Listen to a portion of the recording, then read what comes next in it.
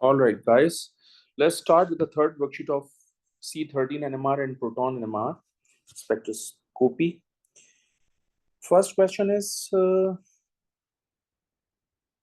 sample of benzocaine shown below was analyzed by proton NMR and carbon-13 NMR spectroscopy. Predict the number of peaks that would be seen in the carbon-13 NMR spectrum. Okay, तो ये first peak है हमारी. In fact हम इसको numbering कर लेते हैं. This is going to oops. ये हमारा फर्स्ट पीक है, ये सेकंड, ये third, this one is fourth. ये दोनों डिस्टेंस सेम अटैच हैं. फिफ्थ, ये दोनों भी सेम डिस्टेंस से अटैच हैं. Six, this one is seven. तो इसका मतलब 7 पीक्स हैं. Okay. Benzocaine was dissolved in CtCl3 and the proton NMR spectrum of this solution was recorded. Okay. Suggest why CtCl3 and not CHCl3 is used as a solvent obtaining a proton NMR spectrum. Because deuterium जो है वो radio frequency reason के अंदर absorption show नहीं करता, which is why वो interfere नहीं करता सैंपल के साथ. तो हम यहाँ लिखेंगे deuterium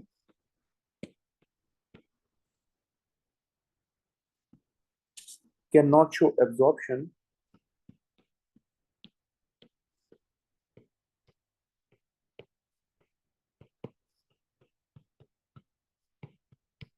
in radio frequency region, hence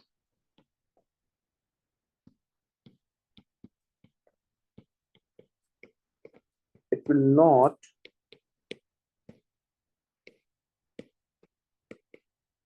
interfere with the sample.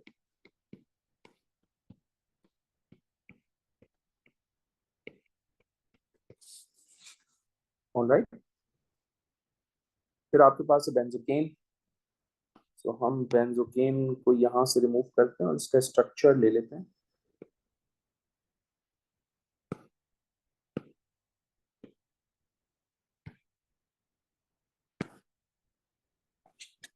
ठीक है जी. एंड लेट्स सी कि वो क्या कहना चाह रहे हैं हमसे. तो यहाँ कर लेते हैं. ठीक है जी. Use the data booklet and the spectrum in D2 to complete the table for the proton NMR spectrum of benzocaine. The actual chemical shifts values for the 4 absorptions have been recorded. देखो 1 2 3 4. oops, आपके पास 4 peaks हैं, इसका मतलब 4 chemical environments हैं. तो हम एक काम करते हैं, हम पहले तो इसके ऊपर अप्लाई करके देखते हैं ना एनवायरनमेंट. ये मुझे देगा ट्रिपलेट, क्योंकि इसके नेबर में 2 प्रोटॉन्स हैं. और इस ट्रिपलेट की केमिकल शिफ्ट की रेंज होगी 0.9 से 1.7 डेल्टा. तो groups responsible for the peak CH3, number of protons responsible for the peak 2 protons responsible for the peak, क्योंकि नेबर में 2 प्रोटॉन्स है. Splitting pattern triplet. सही है. देन इसके नेबर में 3 प्रोटॉन्स हैं, तो ये मुझे देगा क्वार्टेट. और इस क्वार्टेट की केमिकल शिफ्ट की रेंज होगी 3.2 टू 4.0 डेल्टा, क्योंकि मोर इलेक्ट्रोनेगेटिव ऑक्सीजन के साथ अटैच है. ओके. सो हम यहाँ लिखेंगे group responsible for this CH2. Neighbour में कितने प्रोटॉन्स हैं? 3. और ये देगा आपको क्वाड्रेट. ठीक है जनाब.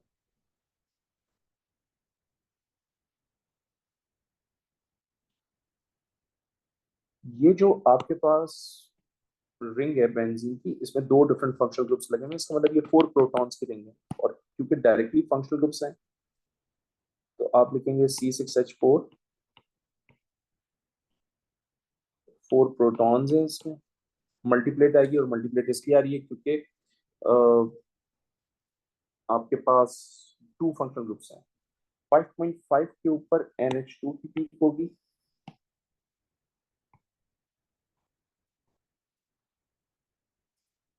और 2H होगी, और जाहिर सी बात है इसकी सिंगलेट होगी क्योंकि उसके ऊपर n+1 रूल अप्लाई नहीं होगा. I hope it makes sense to you. Next part is explain the splitting pattern for the absorption at 1.2. तो 1.2 के ऊपर जो एब्जॉर्प्शन है वो ट्रिपलेट दे रहा है, और ट्रिपलेट इसलिए दे रहा है क्योंकि neighbour carbon atom has 2 hydrogen atoms.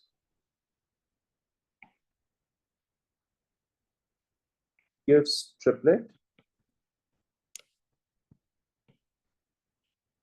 because adjacent or neighbor carbon atom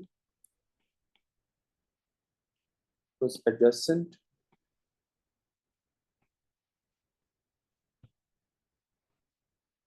carbon atom has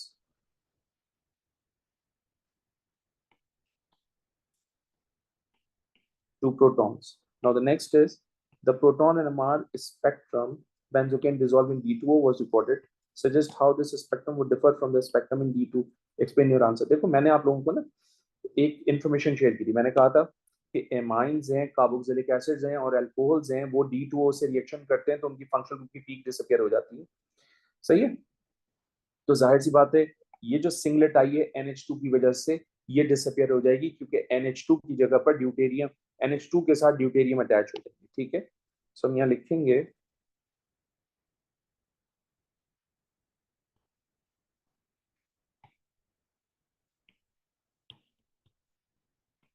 proton will exchange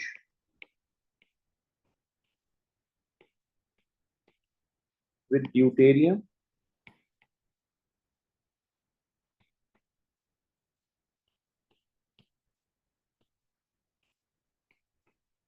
so singlet peak will disappear. ठीक है. That's the question number 1.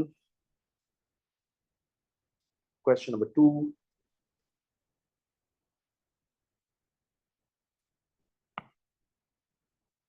Calcitriol is a steroid hormone in human blood.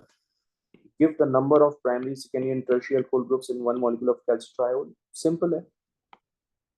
ये tertiary है और ये एक ही है. Secondary देखो 1 2, that's it, 2 secondary. Okay. And I think so primary एक भी नहीं है. So यहाँ से ये हटा दीजिए ताकि हमें काम करने में आसानी हो. Next is give the number of chiral carbon atoms in one molecule of calcitriol. तो chiral carbon atom आपके पास एक ये है. ठीक है. ये सेकंड है, थर्ड,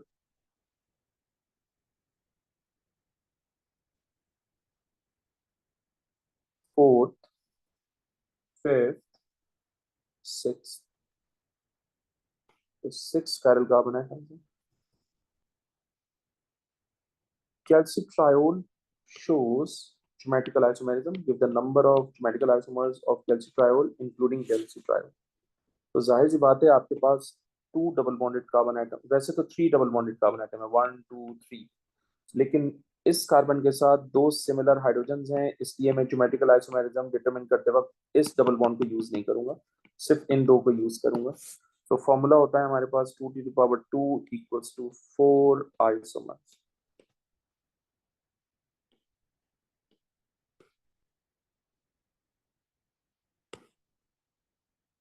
ठीक है.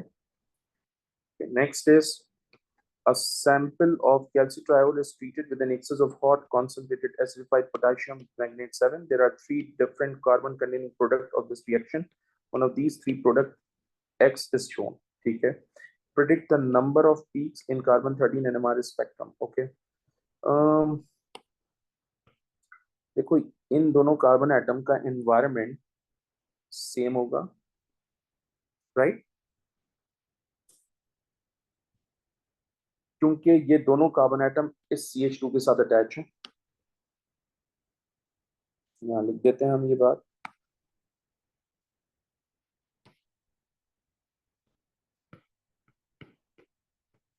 अटैच्ड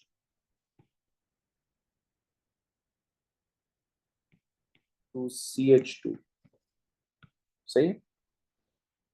इन दोनों का एनवायरनमेंट सेम होगा, फिर इसका एनवायरनमेंट डिफरेंट होगा ऑब्वियसली, क्योंकि ये दो कार्बोनाइल ग्रुप से अटैच है।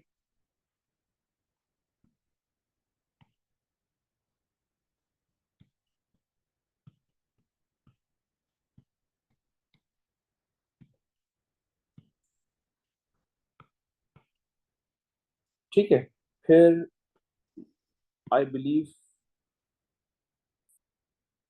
इन दोनों का एनवायरनमेंट सेम होगा क्योंकि ये sp3 हाइब्रिडाइज्ड है।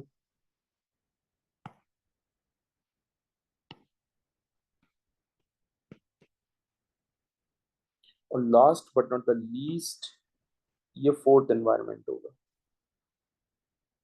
ठीक है, सो बेसिकली इसमें ये वन एनवायरनमेंट हो गया, ये दोनों फर्स्ट हो गए, इसको हम लिख देते हैं आपकी आसानी के लिए। ये दोनों फर्स्ट हो जाएंगे, ये सेकंड, ये third, and this one is fourth. Basically four chemical environments हैं यहाँ। ठीक है, अच्छा वो हॉट कॉन्सेंट्रेटेड KMnO4 से रिएक्शन करवा रहे हैं, तो अगर हॉट कॉन्सेंट्रेटेड KMnO4 से रिएक्शन करवा रहे हैं तो जरा देखते हैं क्या होगा। डबल बॉन्ड यहाँ से ब्रेक होगा, यहाँ से ब्रेक होगा, ठीक है, और डबल बॉन्ड यहाँ से भी ब्रेक होगा। सो ओके,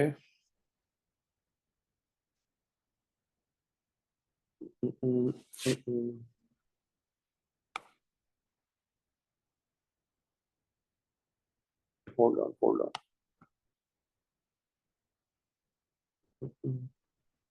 चलो पहले मैं स्ट्रक्चर ड्रॉ करता हूँ, बिकॉज मुझे लग रहा है कि स्ट्रक्चर जो है ना हॉट कॉन्सेंट्रेटेड KMnO4 का, वो आगे पूछ लेगा। तो मैं इतना सेगमेंट कॉपी करता हूँ।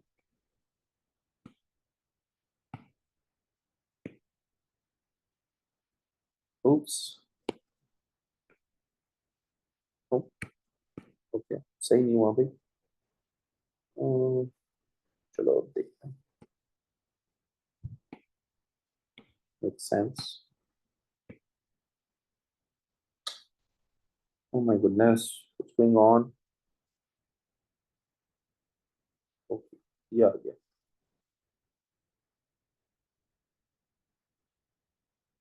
सही है भाई, ये आ गया आपका एक।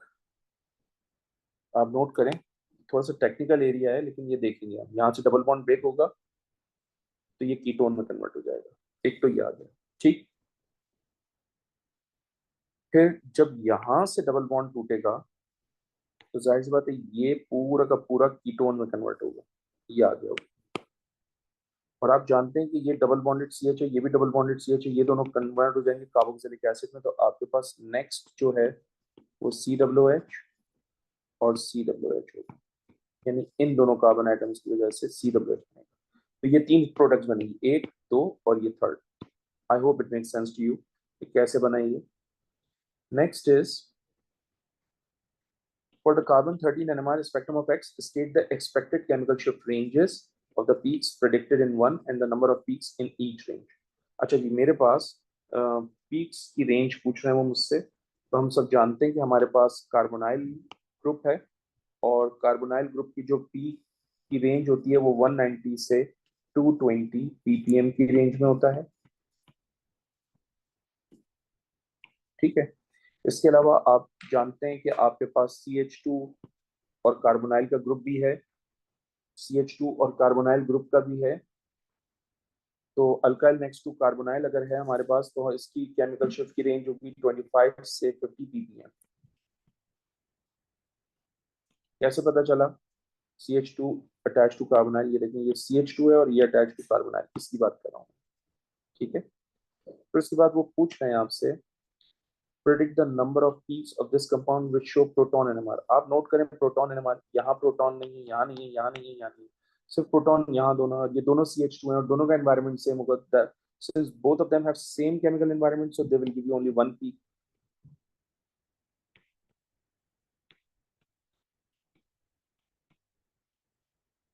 because of same environment।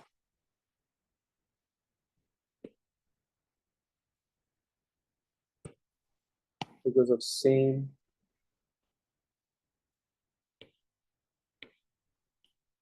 chemical environment को short कर दिया मैंने, हाँ space की वजह से. For each of the peaks in the proton NMR spectrum you have identified in third, give the expected splitting pattern. Explain your reasoning. जाहिर सी बात है इन दोनों के CH2 में जो कार्बन है उसके पास कोई भी हाइड्रोजन नहीं है, इसका मतलब ये दोनों CH2 क्या प्रोवाइड करेंगे आपको? सिंगलेट. सो अब यहाँ लिखेंगे सिंगलेट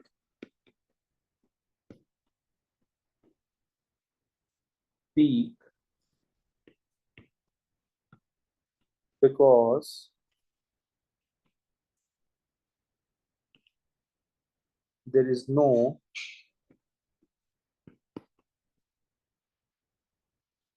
adjacent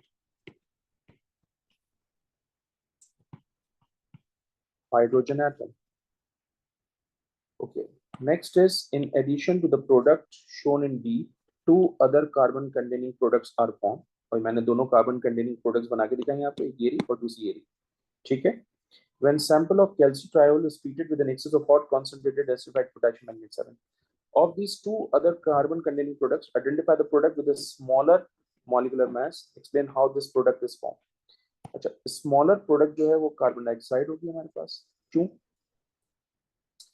क्योंकि आप जानते हैं कि ये इथेन डायोइक एसिड है which is a reducing agent, और KMnO4 जो है वो ऑक्सीडाइजिंग एजेंट होता है. हमने आपको रिडॉक्स में ये करवाया था आयन इलेक्ट्रॉन इक्वेशंस में कि KMnO4 इस रिड्यूसिंग एजेंट को ऑक्सीडाइज करके कार्बन डाइऑक्साइड में कन्वर्ट करता है, तो ये एक्चुअली कन्वर्ट होगा कार्बन डाइऑक्साइड में. सो आप बताएंगे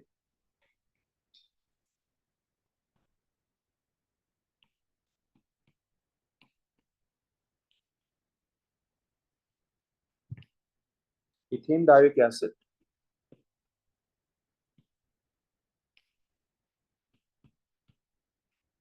is reducing agent.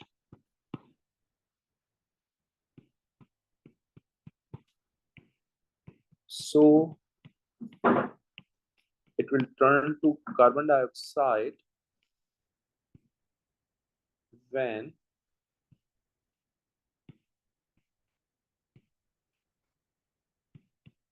treated with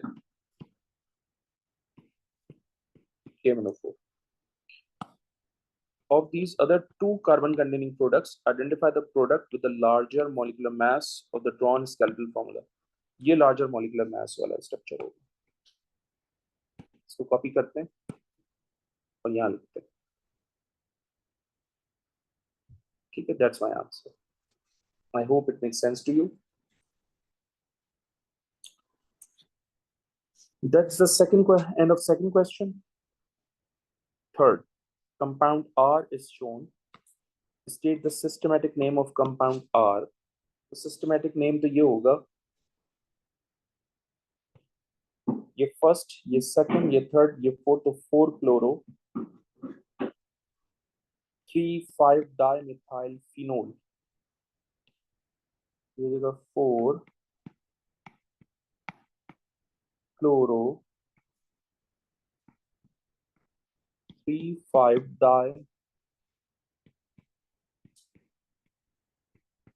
dimethyl phenol. R is dissolved in CdCl3 and analyzed using carbon-13 and proton NMR spectroscopy. Predict the number of peaks that are seen in the carbon-13 NMR spectrum of R. तो चलो देखिए, ये आपकी first peak हो जाएगी. इन दोनों का distance same है तो ये सेकंड पीक, ये थर्ड. इन दोनों का डिस्टेंस सेम है तो ये फोर्थ, और ऑब्वियसली CH3 वाली कार्बन जो है वो फिफ्थ. तो 5 पीक्स होंगी यहाँ से. फिर वो कह रहे हैं आपसे predict the number of peaks that are seen in the proton NMR spectrum of R. So proton NMR में एक हाइड्रोजन ये है, दूसरा हाइड्रोजन ये है, तो इन दोनों की हाइड्रोजन की सेम पीक होगी, एक इसकी होगी और एक इन 6 हाइड्रोजन की सेम पीक होगी, तो 3 पीक्स होंगी. ठीक है, मैं आपको हाईलाइट करके दे दूं. नंबर ऑफ पीक्स होल्ड कीजिएगा. ये फर्स्ट है,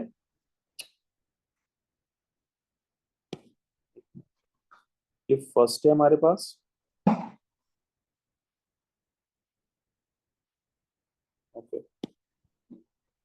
ये फर्स्ट, ये दोनों सेकंड, ये थर्ड,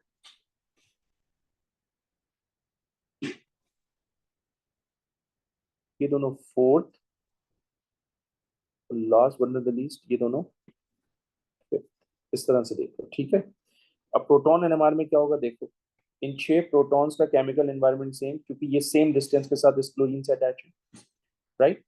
इन 2 प्रोटॉन्स का केमिकल एनवायरनमेंट इज सेम, क्योंकि सेम डिस्टेंसेस के साथ अटैच है, और OH का एक प्रोटॉन, तो 3 बेसिकली आपके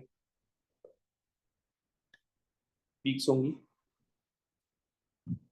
A separate sample of R is dissolved in D2O. The proton NMR spectrum of this solution shows one less peak than the obtained in this. Explain why. जाहिर सी बात है, deuterium जो है वो इस H को सब्स्टिट्यूट कर देगा, जिसकी वजह से इस प्रोटॉन की वजह से जो पीक आएगी वो डिसअपियर हो जाएगी। सो आप यहाँ लिखेंगे कि hydrogen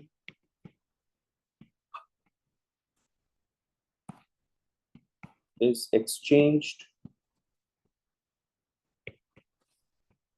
by deuterium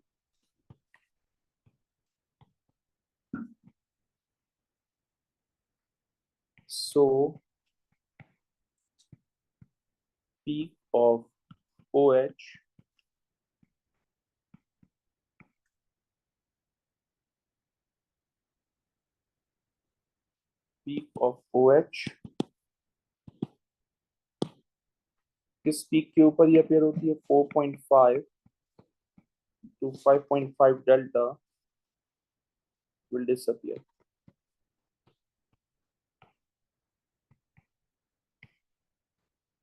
Okay.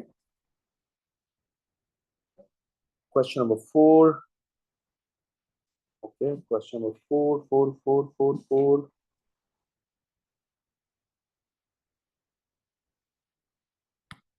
The mass spectrum of compound X is recorded. The peak heights of the M and M plus 1 peak are this and this respectively.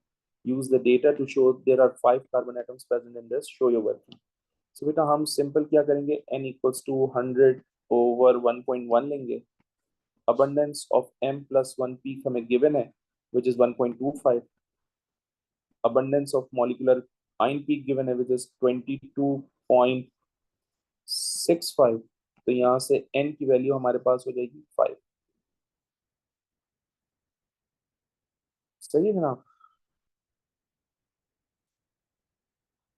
फिर वो आपसे कह रहे हैं कि the mass spectrum has a peak at 57, complete the equation to show the fragmentation of X to produce this peak. So यार आपके पास basically ये है, इससे आपको 2 चीजें मिल सकती हैं, है ना। इससे आपको 2 चीजें मिल सकती हैं, एक मिल सकता है C2H5O प्लस, और दूसरा मिल सकता है C3H5O प्लस। ये 2 पॉसिबल है, और मेरे ख्याल से C3H5O प्लस का जो MR है वो 57 है। Let me check 12 times 3 plus 5 plus 16, yes 57। इसका MR 57 है, तो ये 2 फ्रेगमेंट्स बनेंगे, इनको बना देते हैं। C2H5O plus and C3H5O plus, ठीक है। और इस फ्रेगमेंट का मास 57 है। State the use of TMS and CDCl3 in NMR spectroscopy। जो TMS होता है वो इंटरनल रेफरेंस सोल्यूशन होता है।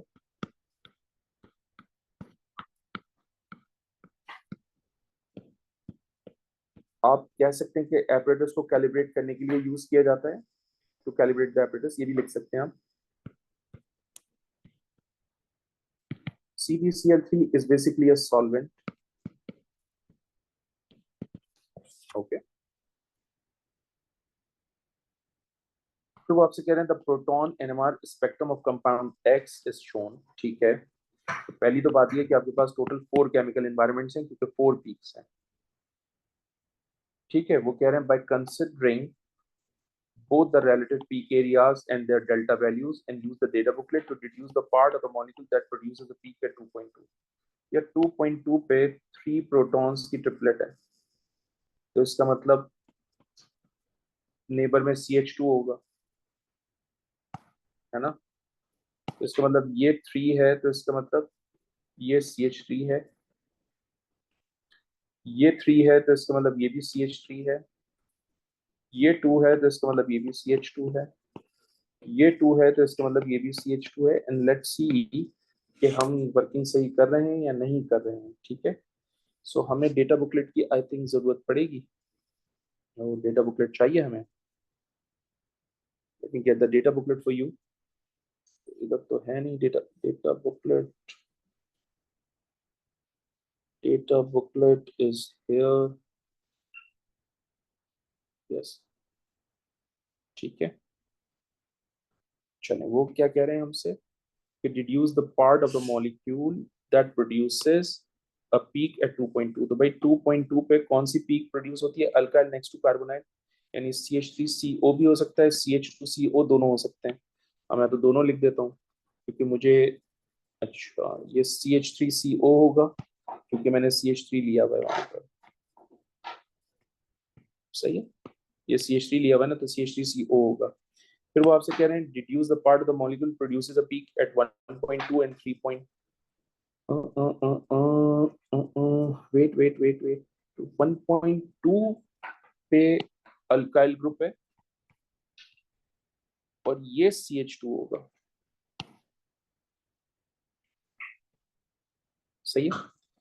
और 3.5 पे चले, 3.5 पे चले, 3.5 पे आइए। 3.5 इस रेंज के अंदर आ रहा है, यानी मिथॉक्सी ग्रुप हो सकता है, CH2O भी हो सकता है, दोनों हो सकते हैं। सो मिथॉक्सी ग्रुप भी हो सकता है और CH2O ग्रुप भी हो सकता है।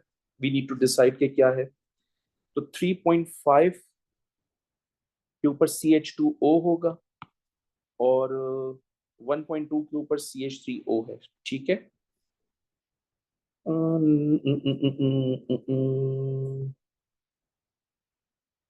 थोड़ा सा डिफिकल्ट है ये, एक minute.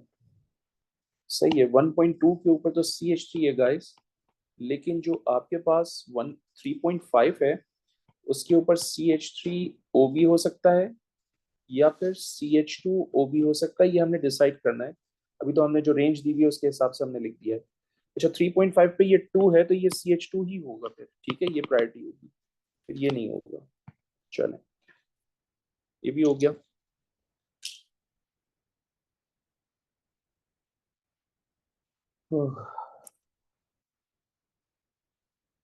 Deduce the part of the molecule that produces a peak at 4.0, और 4.0 के ऊपर 4.0 पे ये है आपके पास, यानी alkyl next to more electronegative oxygen CH2O,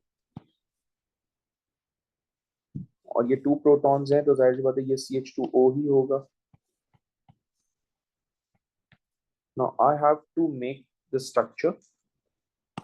Next part, when reacted with aqueous alkaline iodine produces a yellow precipitate.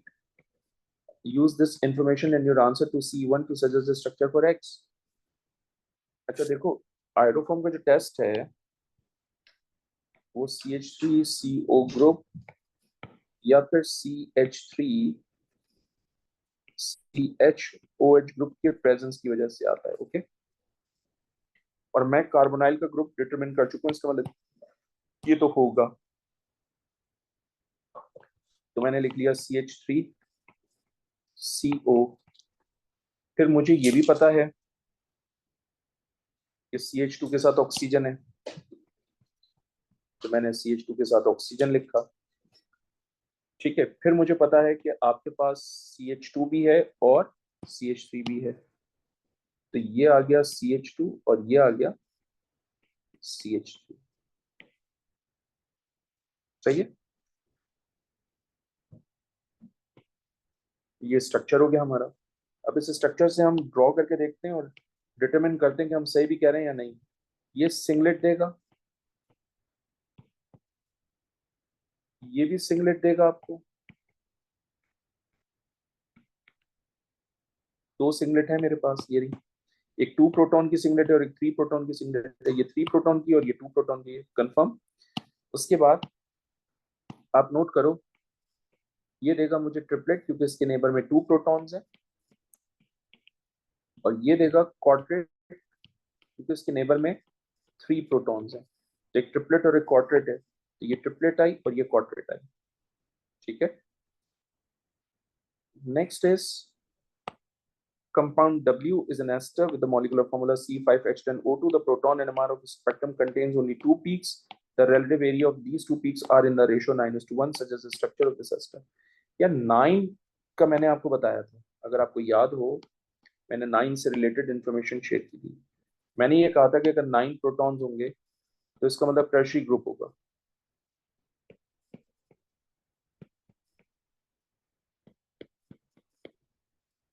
और अगर ये 1 है तो इसका मतलब ये बेसिकली ये वाला ग्रुप होगा, 1 प्रोटॉन वाला एस्टर का ग्रुप होगा। अगर मैं इन दोनों को ज्वाइन कर दूं तो मुझे स्ट्रक्चर मिल जाएगा, और स्ट्रक्चर ये होगा H C O O C CH3 CH3 and then CH3। तो 9 प्रोटॉन्स के नेबर में जो कार्बन है उसके पास कोई भी हाइड्रोजन नहीं है, तो 9 प्रोटॉन्स गिव सिंगलेट, और ये भी आपको क्या प्रोवाइड करेगा, सिंगलेट, क्योंकि इसके पास कोई और प्रोटॉन अवेलेबल नहीं है। तो ये 9 होगा और ये 1 आ जाएगा, ठीक है। इस तरह से ये मैं इसको 1, इससे मैंने जज किया कि ये ग्रुप है, क्योंकि अगर अगर ले सपोज CH3 होता तो फिर 3 प्रोटॉन्स का वो होता, 9:3 का रेशियो होता, राइट। बट वो 1 कह रहा है, इसका मतलब एक प्रोटॉन वाला एसिड इसने यूज किया है, दैट इज मैथनोइटाइंस।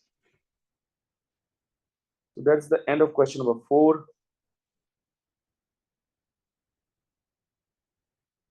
Question number 5.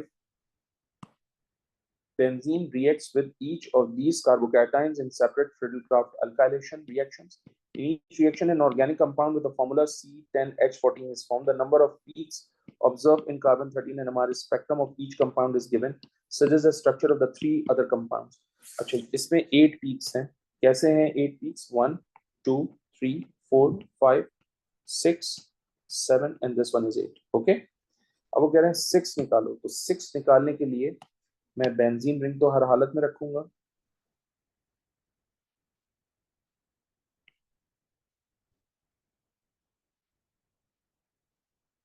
ये देखो, ये सब फर्स्ट हो जाएंगी, ये सेकंड हो जाएगा, ये थर्ड, ये दोनों मिलाकर क्या हो जाएंगे 4, ये दोनों मिलाकर क्या हो जाएंगे 5 and this one is 6, okay. उसके बाद नेक्स्ट 7 कह रहा है, तो 7 में एक एक्सटेंड हो जाएगी चेन,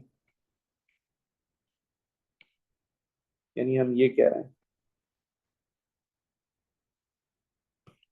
ये दोनों क्या हो जाएंगे फर्स्ट, ये हो जाएगा सेकंड, ये हो जाएगा थर्ड, ये हो जाएगा फोर्थ, ये दोनों क्या हो जाएंगे फिफ्थ, ये दोनों क्या हो जाएंगे सिक्स, और ये क्या हो जाएगा 7।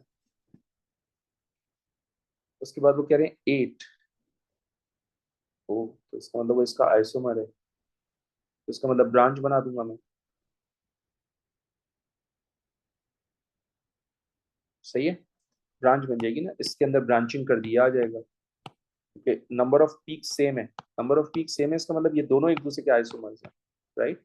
सो वैसे तो सब एक दूसरे के हैं, लेकिन ये दोनों खास तौर से 1 2 3 4 5 6 7 and this one is 8। I hope it makes sense to you।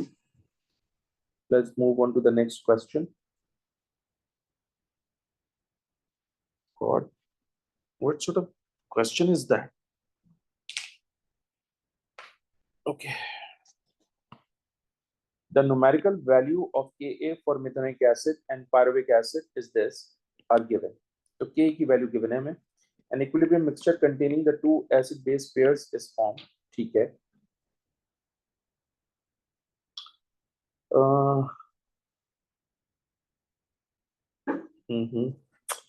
अच्छा, ये डिसोसिएट हुआ होगा तो ये बना होगा, तो पहले इसकी डिसोसिएशन कर लेते हैं। तो ये है HCOOH, ये H प्लस और H CW नेगेटिव में कन्वर्ट होगा, क्योंकि ये फर्स्ट आयनाइजेशन है तो K1 लूंगा। ये हो जाएगा concentration of hydrogen ion, concentration of methanoate ions over concentration of methanoic acid। ठीक,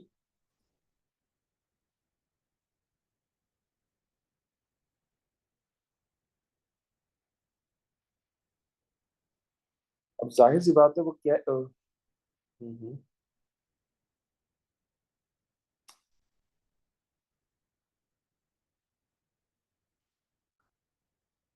ये भी तो आयोनाइज हो रहा होगा ना, इससे रिलेटेड भी इक्वेशन लिख लेते हैं। CH3 CO CO2H reversible arrow, H plus plus CH3 CO CO2 negative. तो ये सेकंड इक्विलिब्रियम हो जाएगा आपका। तो K2 हो जाएगा आपके पास concentration of hydrogen ion, concentration of CH3 CO CO2 negative over concentration of pyruvic acid। ये लिख लिया मैंने। ठीक,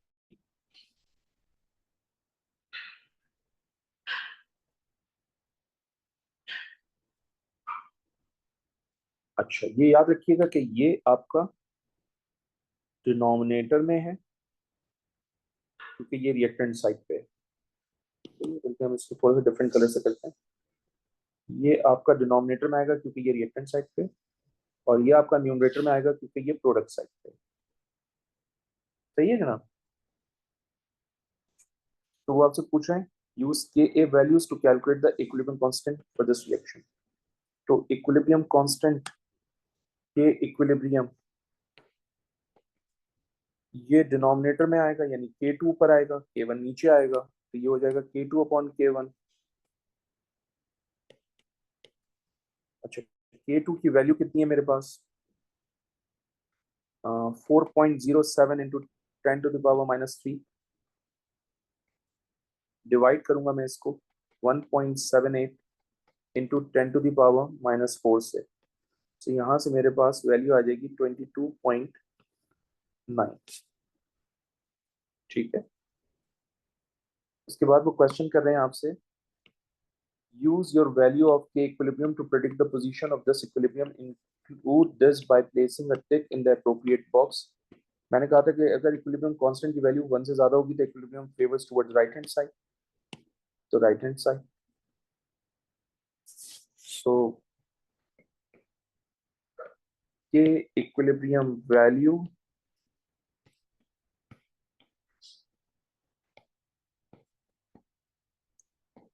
is greater than 1, hence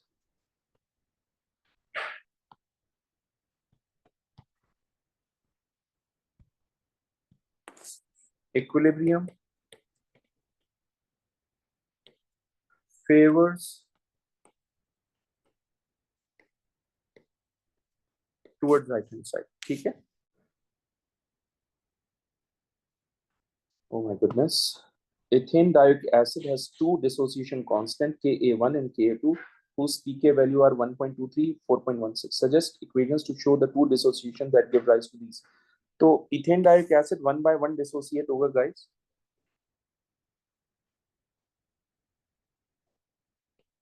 ये COH, ये भी COH, reversible sign H plus plus CW negative and COH। और अब क्या होगा, सेकंड डिसोसिएशन होगी इस एनाइन के थ्रू, H plus plus CW negative and then CW negative. Okay, ये हमने क्लास में भी किया। फिर वो कह रहे हैं आपसे state the mathematical relationship between pK and acid dissociation constant. That's easy, pKa is always equals to minus log Ka. Next, 3 tests were carried out on the separate samples of organic acid shown in the table. The following results were obtained. Observed range, no observed range. तो अगर methanoic acid का reaction हो रहा है तो इसका मतलब Tollens reagent use कर सकता है, फैलिंग रिएजेंट यूज कर सकता है, ठीक है, टॉलेंस और फैलिंग रिएजेंट यूज कर सकता है। अगर टॉलेंस करेगा तो सिल्वर मिरर बनेगा। मैंने दोनों लिखी है, आपने कोई एक लिखना है। और अगर फैलिंग यूज करेगा तो जाहिर सी बात है रेड प्रेसिपिटेट्स होंगे।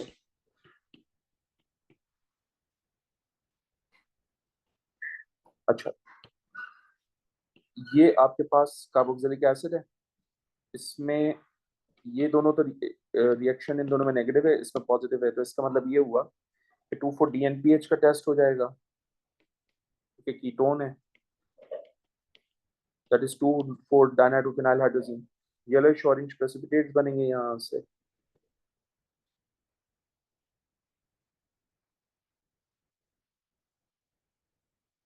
सही है। अच्छा, जरूरी नहीं है कि हम 2,4-DNPH लें, हम बेसिकली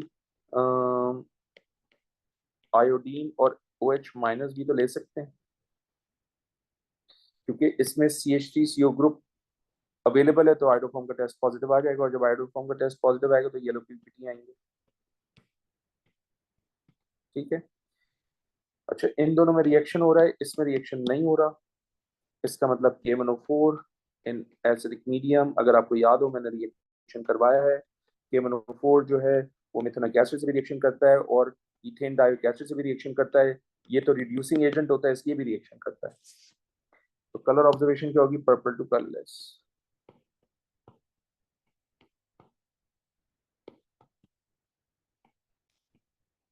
और वो आपसे मेरे ख्याल से क्वेश्चन में भी ये कह रहे हैं, complete the table with the reagents and the conditions and the observed change for the test, assume these organic acids all have a similar strength. Okay, next, a sample of pyruvic acid is analyzed by carbon-13 NMR spectroscopy. 3 peaks are observed. Okay,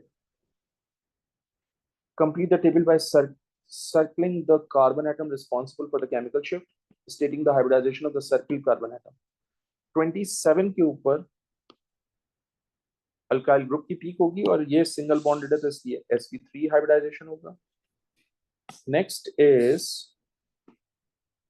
163 है आपके पास, तो carboxylic acid होगा, क्योंकि 160 से 185 is carboxylic acid और ये sp2 hybridised है।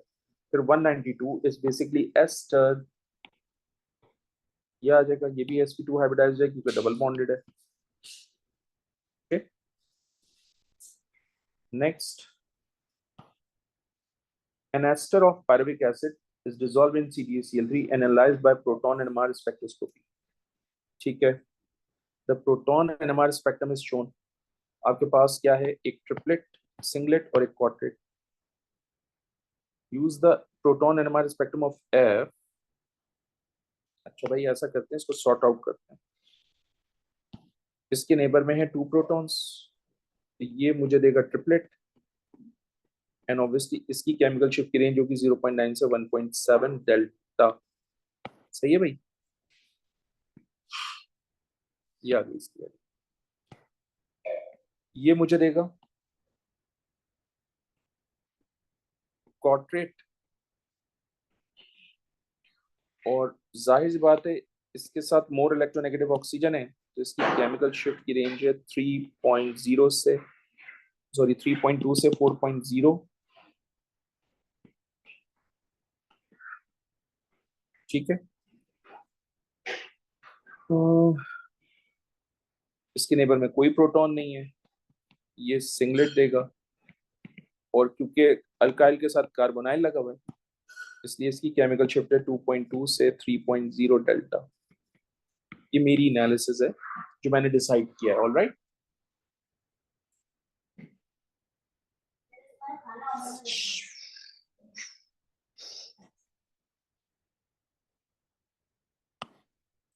The proton NMR spectrum of F is shown. Use the proton NMR spectrum of F to complete the table. ठीक है, टेबल को कंप्लीट कर लेते हैं. 1.3 is basically 3 protons. CH3 is responsible. Triplet देगा वो आपको. Number of hydrogen atoms responsible for this 3.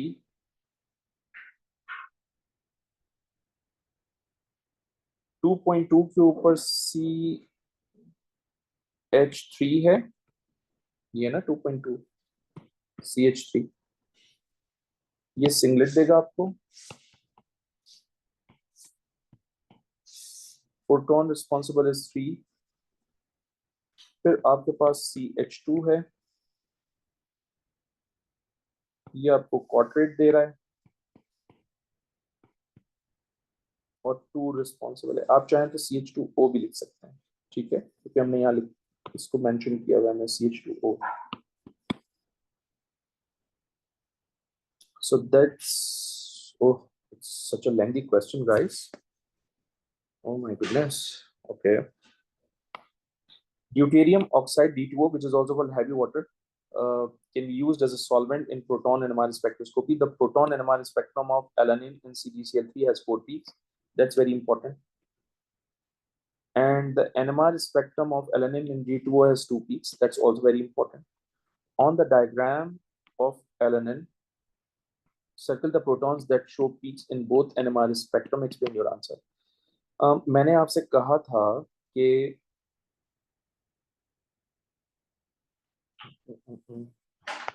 ये 2 प्रोटॉन्स जो है ना वो पीक्स देंगे, इसमें भी, इसमें भी.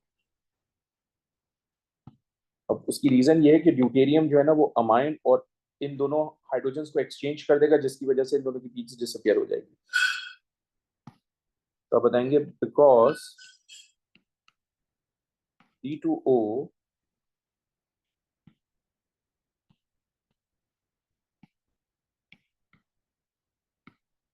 reacts with amine and COOH, hence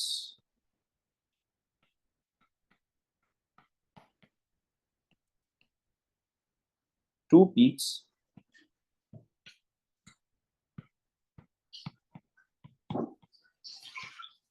will not appear. So ये वो 2 peaks हैं जो कि appear नहीं होंगे, ठीक है. My goodness, the ionic product Kw for D2O has a value of 1.35 into 10 to the power minus 15 mole square Dm minus 6 at 298 Kelvin. Write the expression for Dw. तो अगर मुझे एक्सप्रेशन लिखना होगा तो मैं कुछ इस तरह से एक्सप्रेशन लिखूंगा.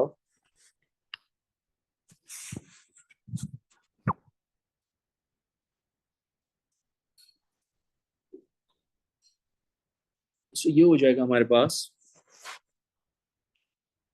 Kw equals to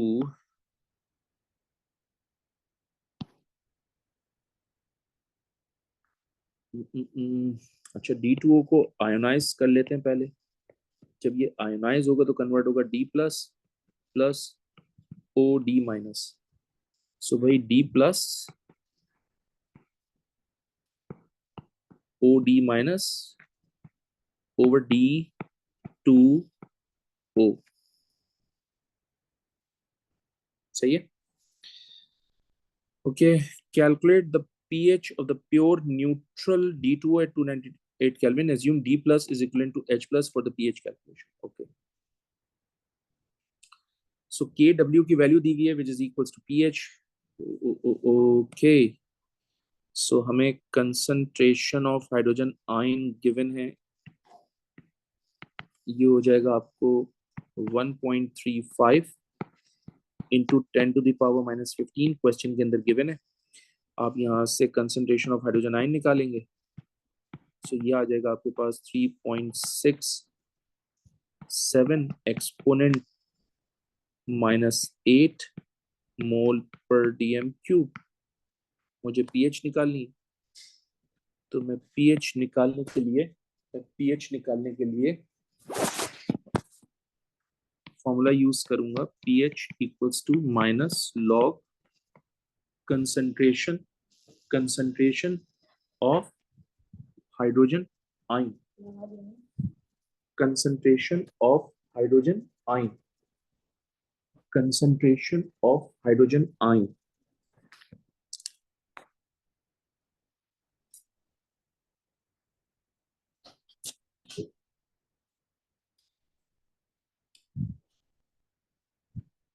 तो ये हाइड्रोजन आयन की कॉन्सेंट्रेशन हमारे पास हो जाएगी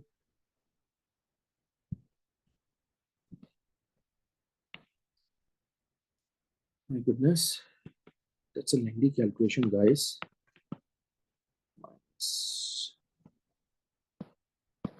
3.67 into 10 to the power minus 8. तो यहाँ से pH हो जाएगा 7.4. सही है.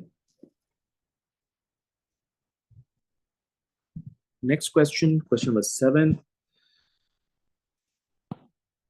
Explain why CdCl3 is used as a solvent instead of CHCl3, because deuterium does not show any sort of absorption in radio frequency. तो मैं पहले भी आंसर लिख के दिया है, तो आप लिख दीजिए CdCl3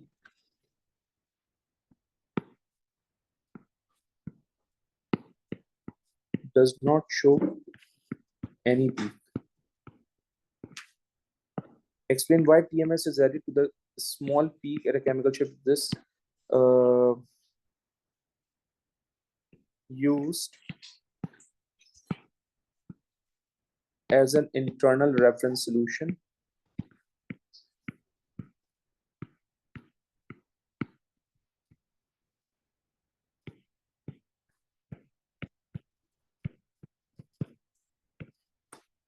Next is compound E is hydrolyzed by hot NaOH, giving two organic products only. One of these products is ethanol. Name the functional group in compound E that is hydrolyzed by hot. बेटा hot NaOH के through ester hydrolyze होते हैं.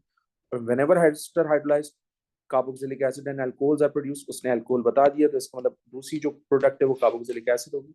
तो functional group is going to be in ester.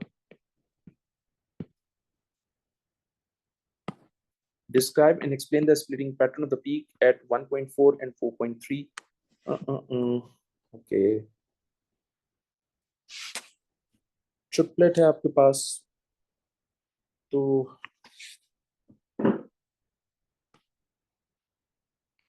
यहाँ simple हम लिखेंगे triplet. Splitting pattern, reason for splitting pattern, तो जाहिर सी बात है ट्रिपलेट इसलिए आ रही है बिकॉज नेबर में 2 हाइड्रोजन है, बिकॉज adjacent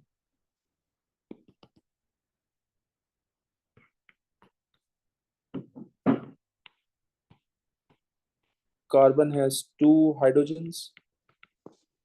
फिर वो कह रहे हैं 4.3 के ऊपर आपके पास है क्वाड्रेट. क्वाड्रेट कैसे है, ये 1 ये 2 ये बीच में 3 ये 4. ठीक है, तो ये क्वाड्रेट है because neighbor carbon atom has 3 hydrogen, because adjacent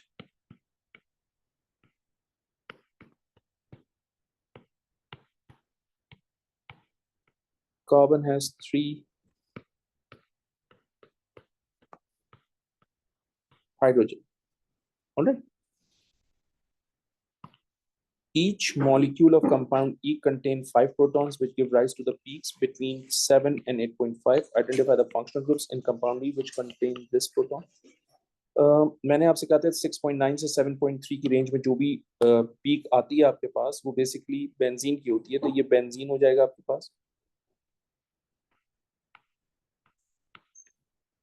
अच्छा, बेंजीन भी नहीं लिख सकते हम क्योंकि ग्रुप अटैच हुआ होगा यकीनन कोई ना कोई, तो हम फिनाइल लिख सकते हैं. और मैं बेसिकली फिनाइल की जगह C6H5 कर देता हूँ और नाम लिख देते हैं फिनाइल. ओके.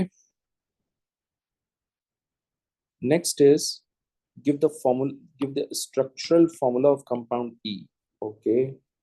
अच्छा, ये एक एस्टर है,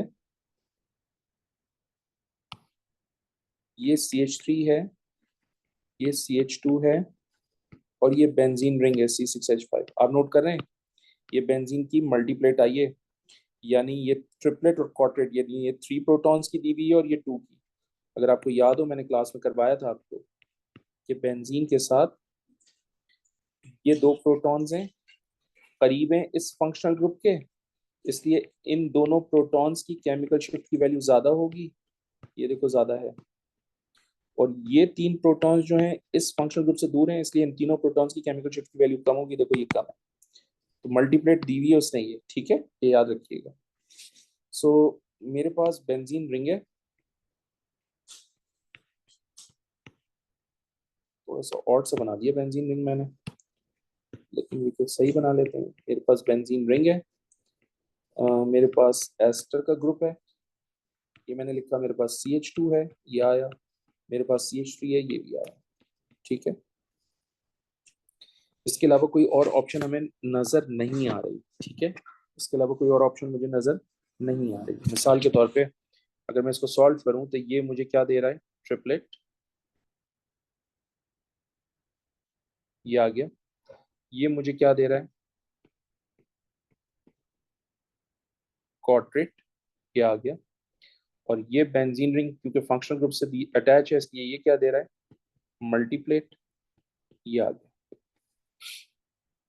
तो ये बेसिकली स्ट्रक्चर टैली हो गया इस स्पेक्ट्रम से। अब बच्चे बहुत सारे क्वेश्चन करते हैं कि सर हम इस तरह से भी तो बना सकते हैं, तो ये तो ठीक है, लेकिन एक बच्चे ने इस तरह से बनाया हुआ था।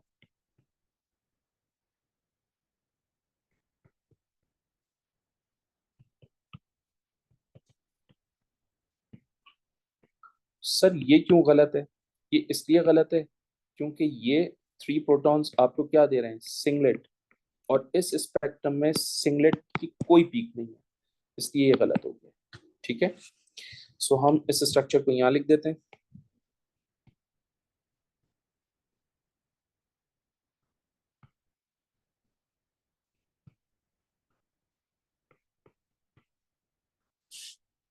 Alright, next is the mass spectrum of compound E includes fragment ions with M by Z value of 29 and 77. Give the formulae of these fragment ions. देखो 29 के ऊपर तो ये वाला फ्रेगमेंट आ जाएगा क्योंकि इसका मास 29 है, ये तो बहुत सिंपल सा है। सो ये हो जाएगा CH3CH2 प्लस, और 29 वाला और 77 वाला जो फ्रेगमेंट है वो बेंजीन रिंग का होगा, क्योंकि बेंजीन का AR76 होता है, तो 78 होता है, जब एक हाइड्रोजन चला जाएगा तो 76 हो जाएगा, ठीक है। That's the end of question number 7. Question number 8 देखते हैं।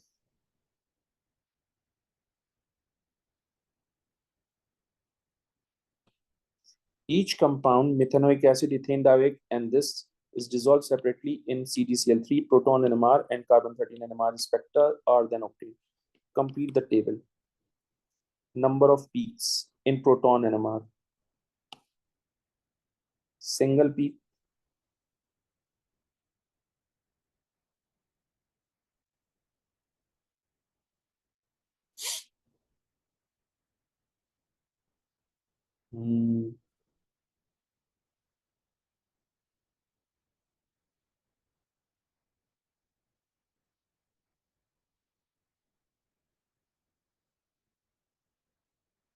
कार्बन 13 में 1 पीक होगी, यहाँ पर भी कार्बन 13 में 1 पीक होगी, और यहाँ 1 2 पीक्स होंगी, ठीक है। प्रोटॉन एनएमआर में यहाँ 1 पीक होगी, प्रोटॉन एनएमआर में यहाँ 1 2 पीक्स होंगी, और यहाँ पर 1 पीक होगी, सही है। The proton NMR spectrum of this in D2O is obtained. Describe and explain the difference observed between this spectrum and the proton NMR spectrum of this in D2O. तो बेटा जब आप, ये आपके पास है ना HCOOH, आप इसको D2O से रिएक्शन करवा रहे हो, तो बेसिकली जो फंक्शनल ग्रुप की पीक है वो डिसअपियर हो जाएगी ड्यूटेरियम एक्सचेंज होने से, ठीक है। सो आप लिखेंगे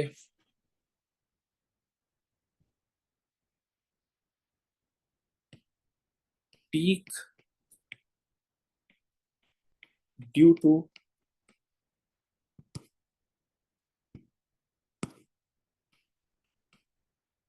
exchange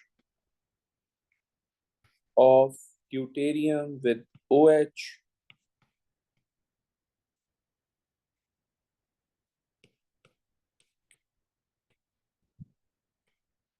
shows no peak at 10.5 to 12.5 delta. Okay. Question number 9.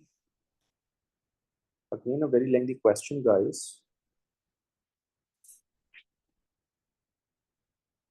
The structure of benzene 1,3-dicarboxylic acid is shown. State the empirical formula of benzene 1,3-dicarboxylic acid. My goodness. So what we can do is कि हम यहाँ से carbon atom count करते हैं 1 2 3 4 5 6 7 8 carbon atoms हैं हमारे. Hydrogen count करते हैं 1 2 3 4 5 6 हाइड्रोजन हैं. Count oxygen 1 2 3 4 oxygen. इसका हाफ करोगे तो ये हो जाएगा C4H3O2. That's your empirical formula. ये हो जाएगा C4H3O2. वो कह रहे हैं benzene 1,3-dicarboxylic acid is an isomer of benzene 1,4-dicarboxylic acid. These two isomers can distinguish by carbon 13. तो कह रहे हैं कार्बन 13 के स्पेक्ट्रम में नंबर ऑफ पीक्स बताओ कितनी है. 13 की और इसकी. पहले तो 13 की डिसाइड कर लेते हैं.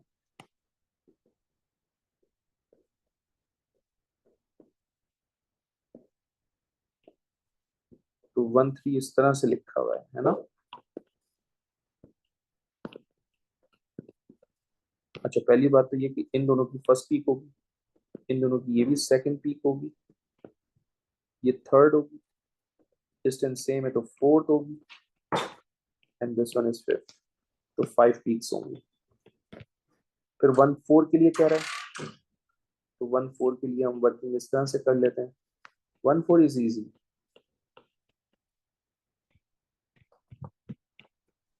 देखो ये फर्स्ट, ये भी फर्स्ट, ये दोनों कार्बन सेकंड. इन सब का डिस्टेंस सेम है COH से, तो ये सब की सब थर्ड. यहाँ 3 हो गए.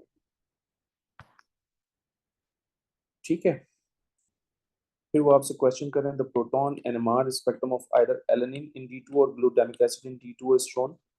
ठीक है. State whether this is the spectrum of alanine in D2 और the spectrum of glutamic acid in D2. Explain your answer by reference to the number of peaks of the splitting pattern.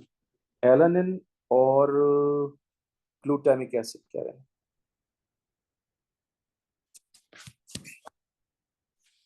That scenario आपको alanine का structure याद होना चाहिए और glutamic acid का भी. तो मैंने इसलिए कहा था आपको कि स्ट्रक्चर याद होने चाहिए. एट टाइम्स मिलेंगे नहीं आपको पेपर में. तो देखिए उसने नहीं दिए हैं. तो एलेनिन आपके पास ये होता है NH2 CH CH3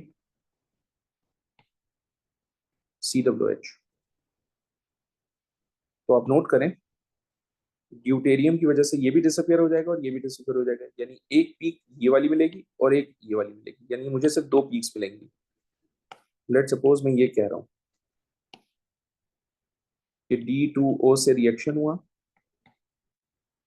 सो ये ND2 हो गया, ये CH एज इट इज रहेगा, ये COD हो जाएगा और ये CH3 एज इट इज रहेगा. अब इससे रिलेटेड आप डिटरमिन करेंगे. इसके नेबर में जो कार्बन है उसके पास 3 प्रोटॉन्स है तो ये क्वाड्रेट देगा आपको. ये आ गई quadrat.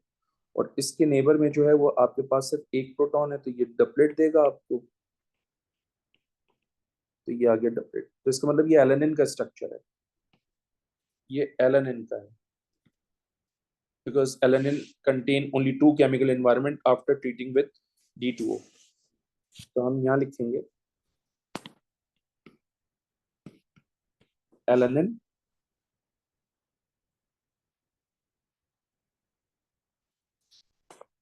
Reason is it gives doublet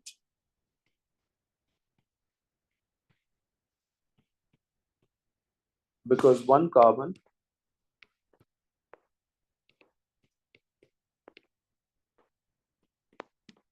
is present in adjacent carbon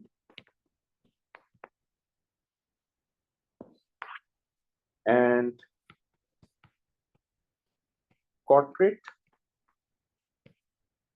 because three hydrogens are present in adjacent carbon.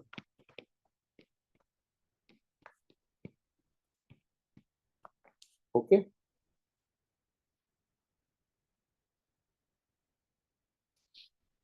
अच्छा, अगर ग्लूटामिक एसिड होता तो फिर क्या होता? ग्लूटामिक एसिड का स्ट्रक्चर भी याद होना चाहिए। तो ग्लूटामिक एसिड का स्ट्रक्चर ये होता है NH2CH COOH, ये होता है CH2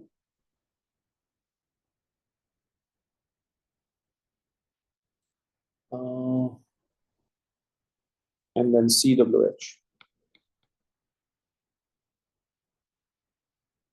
Hmm.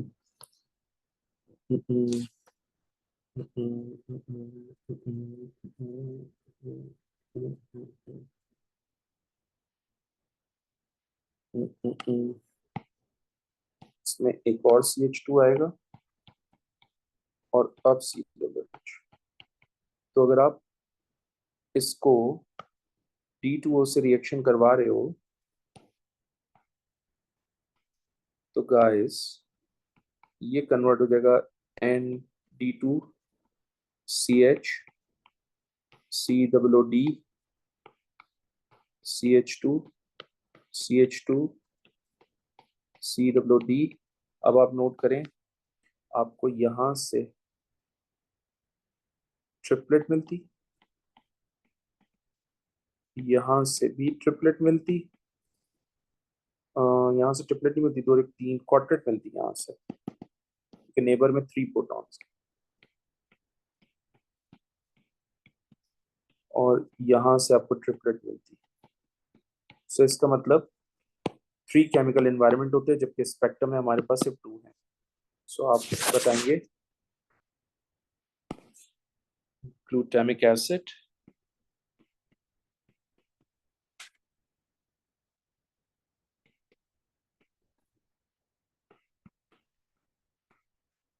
has 3 chemical environment.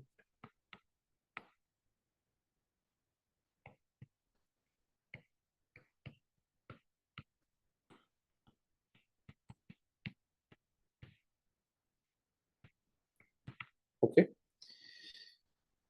Question number 10. Oops. The proton NMR spectrum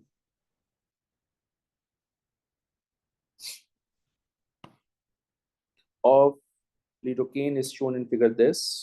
ठीक है, कितने 6 केमिकल एनवायरनमेंट है इसमें, बिकॉज 6 डिफरेंट पीक्स हैं। ओके, आगे चलते हैं। Oh, name the splitting pattern at 2.6 and 1.1। 2.6 and 1.1।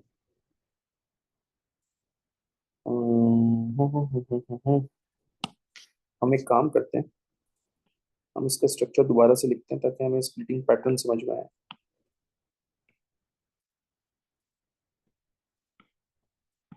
ये NH हो गया, ये CO हो गया, ये CH2, ये N, इस NH के साथ CH2CH3 जिसको इसने C2H5 लिखा है, और इसके साथ CH2CH3। ठीक है,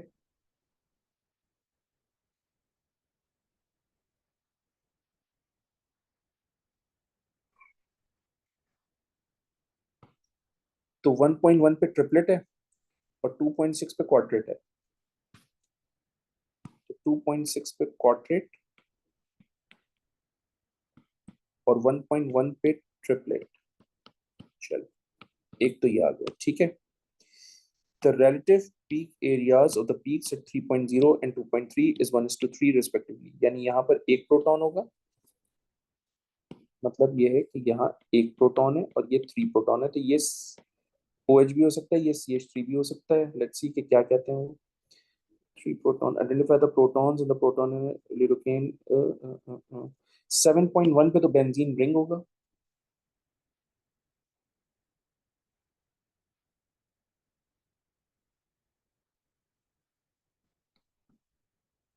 ठीक। 3.0 पे सिंगलेट आ रही है, तो 3.0 पे अगर सिंगलेट आ रही है तो इसका मतलब अल्काइल नेक्स्ट टू कार्बोनाइल होगा। तो alkyl next to more electronegative oxygen होगा ना, ये लिखा हुआ।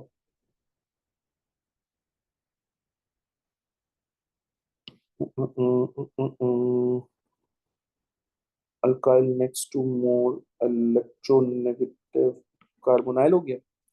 और 2.3 के ऊपर 2.3 पे ये आ रहा है,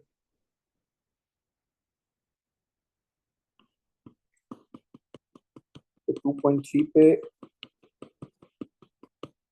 CH एरोमेटिक रिंग के साथ CH2 ग्रुप है या CH3। एक मिनट देखते हैं। जी CH3 है, ये रहा CH3।